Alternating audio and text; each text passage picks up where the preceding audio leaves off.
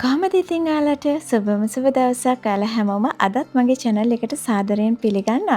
එන්නකෝ මේ තියෙන්නේ අපි සිංගප්පූරුවේ ගිහිල්ලා නතර වෙලා හිටිය apartment එක. ඉතින් මම මේ apartment එක ගැන ටිකක් විස්තර කියන්නම්. ඉතින් මේක සිංගප්පූරුව වල view suites hotel apartment කියලා තමයි කියන්නේ. ඉතින් අපිට hotel එක ඉන්නවට වඩා ගොඩක් අඩු ගානකට apartment එක ඉන්න පුළුවන්. ඉතින් ඔයාලත් සිංගප්පූරුව වල සවාරියක් යනවා නම් ඉතින් ගොඩක් දුරට සිංගප්පූරුවේ හැම දෙයක්ම වියදම වැඩිනේ. ඉතින් apartment එකක් අරගෙන මේ විදිහට දවස් ගානට ඉන්න එක ගොඩක් හොඳයි. ඉතින් මම apartment එකට ඇවිල්ලා අපි මේ පහෝදා. ඉතින් අපි එන ගමන් කෑම ටිකක් අරගෙන ආවයි කියන්නේ හදන්න ඕන හින්දා සුපර් මාකට් එකෙන් අපේ apartment එක ළඟම සුපර් මාකට් එකෙන් තමයි මේවා ගත්තේ. මෙහි තියෙනවා Little India කියලා. ඉතින් ඒකටත් ගිහිල්ලා බඩු ටිකක් ගත්තා. ඒ වගේත් සුපර් මාකට් තියෙනවා. ඉතින් ඒකේ ඉන්දියාප්ප එහෙමත් තියෙනවා. මම ඉන්දියාප්ප ටිකක් අරන් ආවා. ඊට පස්සේ පොල් රොටි ටිකක් ඊට ඉස්සෙල්ලා දවසේ හදලා තිබුණා. ඒ ටිකත් මම දැම්මා මයික්‍රෝවේව් එකට රත් වෙන්න. ඉතින් මම මේ පරිප්පු කරියක් තමයි හදාගන්න යන්නේ පොල් සම්බෝලයක් එක්ක. ඉතින් අපිට කොහේ ගියත් ලංකාවේ කෑම ඕනනේ. ඉතින් සිංගප්පූරු වල නම් ඇත්තටම මිල ගණන් වැඩි කෑම බීම.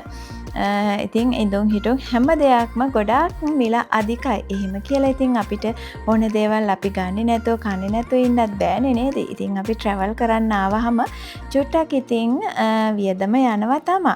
ඉතින් apartment එකක් තෝරා ගැනීමේදී මම ඔයාලට කියන්නම් luxury apartment තියෙනවා තමන්ට ඕන විදිහට ඒවා තෝරගන්න පුළුවන්. ඉතින් තමන්ගේ ඉන්න ප්‍රමාණයක කියන්නේ කී දෙනෙක් යනවද ඒ අයට හරියන විදිහට අපිට තෝරගන්න පුළුවන්. ඉතින් අපි තෝරාගත්ත apartment එකේ bedroom දෙකයි kitchen එකයි ඊට පස්සේ living room එක සහ attached bathroom තමයි තිබුණේ. ඉතින් අපි එකේ එක bathroom එකයි තිබුණේ. මොකද ඉතින් අපි 4 දෙනානේ. ඒ හින්දා ඉතින් ඒ 4 දෙනාට ඒක use කරන්න පුළුවන්. ඉතින් මම පරිප්පු හොද්දක් හදාගත්තා.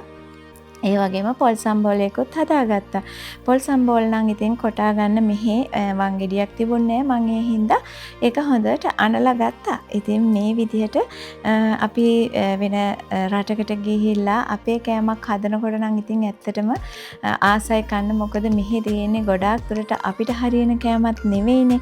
ඉතින් අපි apartment එකක් තෝරා ගැනීමේදී අපි ගොඩක් දුරට මෙන්න මේ වගේ මේවාගේ දේවල් මම ගත්තේ තායිලන්තයෙන් මේ ඒ කියන්නේ කැලිමිරිස් බෝතල එහෙම තායිලන්තයෙන් තමයි ගොඩක් දුරට මම එනකොට ඊතුරු වෙච්ච ඒවාත් අරගෙන ආවා.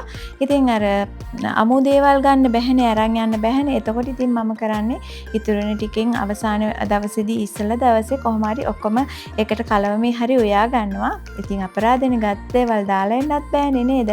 ඉතින් සීනියා නම් මනම් ඊතුරු වුණොත් ඒ ටික නම් අරන් එනවා. ඉතින් මේ විදිහට මෙහෙදී අපිට ඕන කරන දේවල් මේ apartment එක ළඟම තියෙනවා සුපර් මාකට් එකක්. ඊට අමතරව අර මං කිව්වේ Little India කියලා. ඉතින් ඒ පැත්තේ ගොඩක් ඉන්නේ ඉන්දියාවේ අය. ඉතින් මමත් සුපර් මාකට් එකට ගිහිල්ලා ඒ ගමම එතනින් ඒ කඩේකටත් ගියා. ඒ මිනිස්සුත් ඇත්තටම ගොඩාක් හරිම හොඳයි. මට කරපිංච හැම නොමිලේ තමයි දුන්නේ.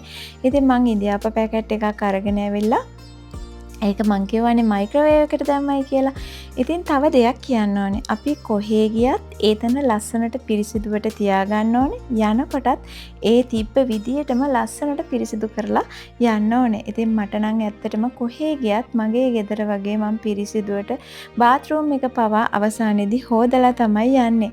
ඉතින් ඒ දේවල් කරනකොට ඇත්තටම හිතට සතුටුයි.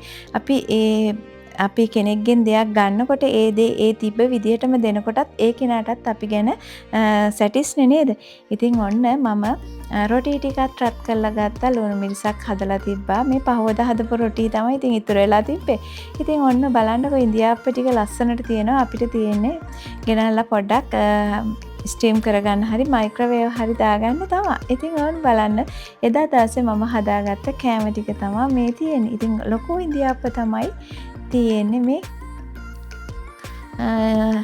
ඉතින් එහෙම වෙනසකුත් නැහැ. ඒවා හොඳට ෆ්‍රිජ් වල තියලානේ තියෙන්නේ. මේ වගේ රස කෑමක් නම් ඉතින් සිංගප්පූරු වල එළියෙන් නම් කන්න ලැබෙන්නේ අපි හදාගත්තොත් තමයි. ඉතින් අපේ ඇපාර්ට්මන්ට් එක ඉඳන් බලනකොට මේ විදිහට තමයි පේන්නේ. අපි හිටියේ 53 වෙනි ෆ්ලෝර් එකේ. ඉතින් ওই විදිහට තමයි පේන්නේ. මේකේ වම් අත පැත්තේ තමයි ලිටල් ඉන්ඩියා කියන පැත්ත තියෙන්නේ. ඉතින් ওই විදිහට අපි ඉඳලා පහවදා අපි උදෙන්ම කෑම කන්නෙත් නැතුවම එළියට ගියා. එළියෙන්ම කාලා ඉතුරු වැඩ ටික කරගන්නම් කියලා. ඉතින් බලන්නකෝ.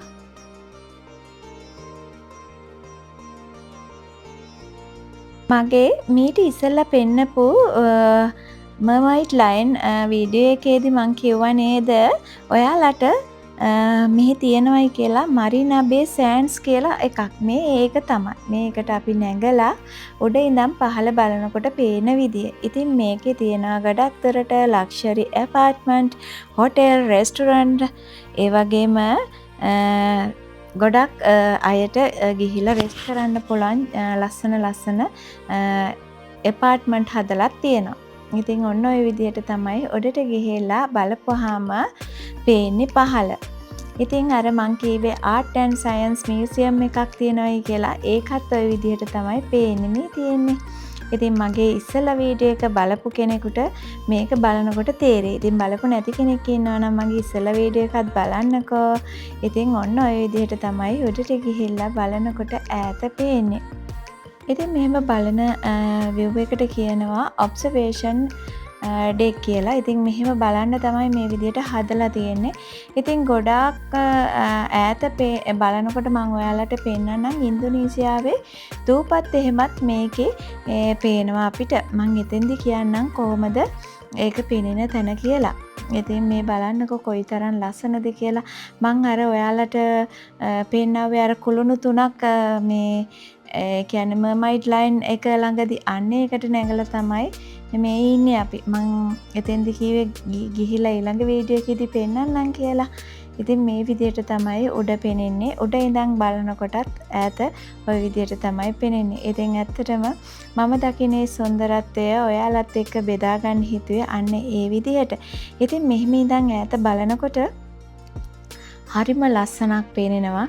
ඉතින් මම සාමාන්‍යයෙන් බලන්න බයයි උඩ ඉඳන් පහළ. ඒ වුණත් ඉතින් මම හැමදාම කියනවා වගේ සංචාරය කරනකොට අපි ඒ බය පැත්තකින් තියලා ඒවටත් පොඩක් විතර මුණ දෙන්න ඕනේ.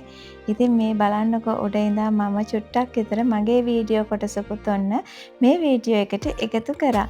තවත් දෙයක් කියන්න ඕනේ. පසුගිය කාලේ ඇත්තටම මට වීඩියෝ දාන්න බැරි වුණා. ඉතින් ඒ හින්දාම තමයි මම සංචාරය කරන්න ගියපු රටවල් වල වීඩියෝ ඔයාලා වෙනුවෙන් ගෙනාවේ. ඉතින් මම ඔයාලගේ චූටි ඉල්ලීමක් කරනවා. වීඩියෝ එක ඔයාලට පුළුවන් තරමක් වෙලාවක් බලන්න. ඒ වගේම මේකේ තියෙන අදහස් ඔයාලට ගොඩාක් වටිනවා නම් මට චූටි කමෙන්ට් එකකුත් දාගෙන යන්න වීඩියෝ එක බලන අය. තව චූටි මතක් කිරීමක් කරන්න ඕනේ. ඉතින් මම ට්‍රැවල් කරපු නිසා ඔයාලගේ වීඩියෝ සමහර අයගේ මිස් වෙන්න ඇති. ඉතින් දැන් ආයේ මම හැමෝගෙම වීඩියෝ බලන්න පටන් ගත්තා. එහෙනම් ඉතින් අපි හොඳ ගමනක් යමු. ලස්සන වීඩියෝ හදාගෙන අපි එකිනෙකා හුවමාරු කරගෙන. ඉතින් මම දකින ලස්සන හැමදාමත් ඔයාලත් එක්ක බෙදාගන්නේ ඔන්න ඔය විදිහට තමයි. ඉතින් මාත් එක්ක මං කියනවා ඔයාලට රැඳිලා ඉන්න කියලා. මම රටවල් කීපයක සංචාරය කරපු වීඩියෝ ඉදිරියේදී ඔයාලට එකින් එක අරගෙන ඉන්නම්. ඉතින් එකපාරම වීඩියෝ එක රටක තියෙන එකපාරටම ගේන්න බෑ. කොටස් වශයෙන් තමයි මම ගෙනෙන්නේ. ඉතින් එහෙම ගෙනාවොත් ගොඩක් දේවල් මිස් වෙනවා.